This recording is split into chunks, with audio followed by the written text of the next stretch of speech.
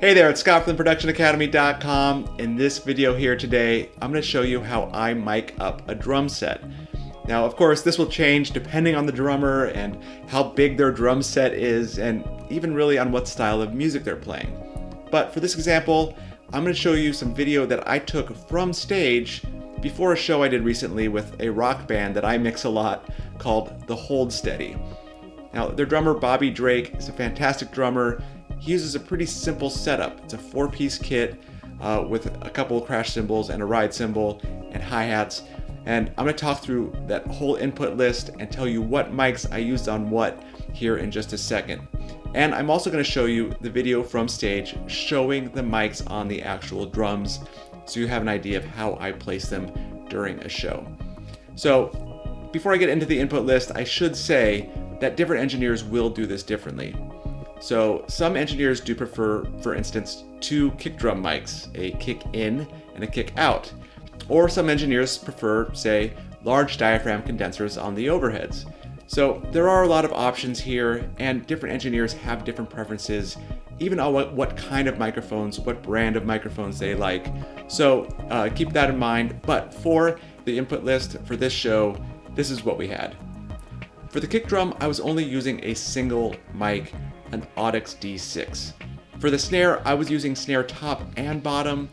I like to use Shure SM57s on both. I think that sounds really good, and you'll see how those are positioned here in just a second. Now for the hi-hat and the overheads, I had Audio-Technica 4021s. These are small diaphragm condenser mics.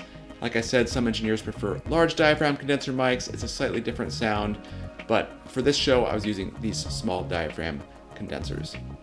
And for the rack tom and floor tom, I was using small dynamic clip-on mics, Sennheiser E604s, that I find to be a great just general purpose tom mic. So that's the input list. It's pretty simple. Like I said, different engineers might have more or less microphones on the drum set depending on the situation. Sometimes in a very small room, you won't need overhead mics. Sometimes in a really big room, you'll want those two mics on the kick drum. Or if there are more toms or more elements in the drum set, obviously you're going to need some more microphones. But that's what I had for this show. It ended up working great. Now I'm going to show you the video from stage showing you the microphones on the actual drums.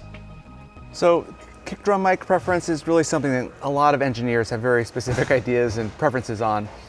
And I like a few different kick drum mics. I've said in videos before, I really like the new Telefunken kick drum mic. But this Audix D6 is a great rock and roll kick drum sound.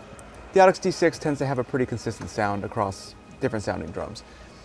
And for this band, the Hold Steady, it works great. It's a really great sounding kick mic. I don't like to put it too far in the drum. If the mic's too far in the drum, it kind of gets a little too dead and compact for me. So I like to have it kind of around where the hole is cut out here, just to kind of get a little bit more air around it. Sounds pretty good, and I'm pretty happy with this kick drum sound. For a rock and roll band, this single mic works great. So I've talked about this in other videos, but I like using SM57s, Shures, on top and bottom of snare.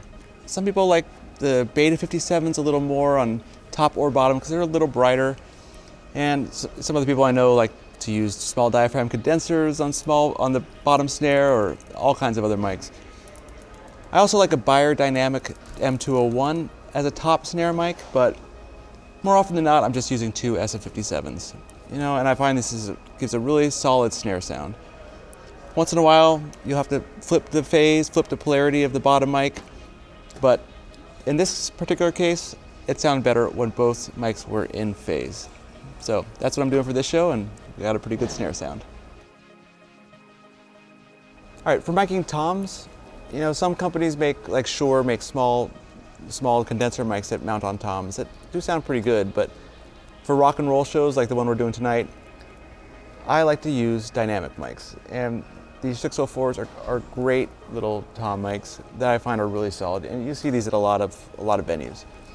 I feel like they give you a really solid sound without the potential of overloading if you hit them really hard like a small condenser mic would. So we use condenser mics generally on drum overheads and cymbals, the hi-hat and drum overheads. They tend to pick up a little more subtlety than dynamic mics do, and they're a little darker, so the bright cymbals don't sound as brash. And you know, some people like large diaphragm condensers as drum overheads, but I tend to prefer small diaphragm condensers. I just think they're kind of a cooler sound and get more of what I want out of the drum sound. These are Audio-Technica. I love these mics on drums. They're really great little condenser mics. I've used the 4033 in live situations a lot as well. You know, but small diaphragm Shure mics or small diaphragm Audix mics also work great as well. All right, so that was a pretty simple drum setup for this rock and roll show. Obviously, this kind of 4-piece kit can be used for a variety of different musical styles and applications, and miking it this way with a single kick mic, snare top, snare bottom, rack floor, hi-hat, overhead is going to get you a great result in a lot of different applications. And like I said earlier, sometimes you need more mics, sometimes you need less, and it's always good to do what's appropriate for the very situation that you're in. So for the next video in this series, I'm going to show you how I mic'd the guitars for this show. Now, the guitar players in this band do use 2 amplifiers each, so it is slightly different than just using a single amplifier. And I'll talk through all the issues that we come up with using multiple amplifiers in the very next video. So, of course, if you haven't done so already, please subscribe to our YouTube channel right below this video. It'll keep you updated with all the new content from the Production Academy. But until then, hope you're having a great day. Bye.